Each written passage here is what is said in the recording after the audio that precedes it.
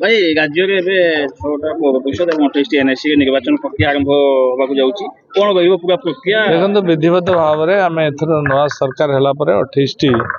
NAC ଏବଂ 7ଟି municipality ଗୋଟେ corporation ତैयारी ହେଇଛି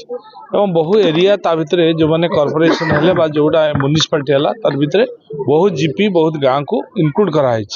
तेणु से गुड़िक एवं जो नुआ 28टी एनएसी नुआ 28टी एनएसी रे बाउंड्री फिक्स हम तार एरिया मैप हम एवं वार्ड फिक्स हम हेला परे तार प्रक्रिया को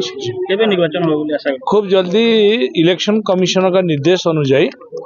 आम विभाग निर्देश कलेक्टर मान को दिखाई खूब जल्दी जिलापाल माने आर मैप कर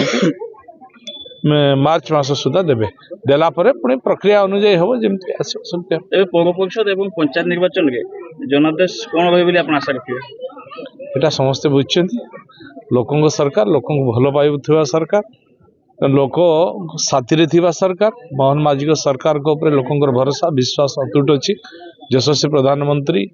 यशस्वी मुख्यमंत्री जो भाव में कार्य करुँच जो बजेट लोकाभिमुखी बजेट है केंद्र सरकार सीटा साधारण लोकों पाखु आरंभ कर चाषी पाखु आरंभ कर युववर्ग अत्यंत उपयोगी होती एमएसएमई सेक्टर उपयोगी हम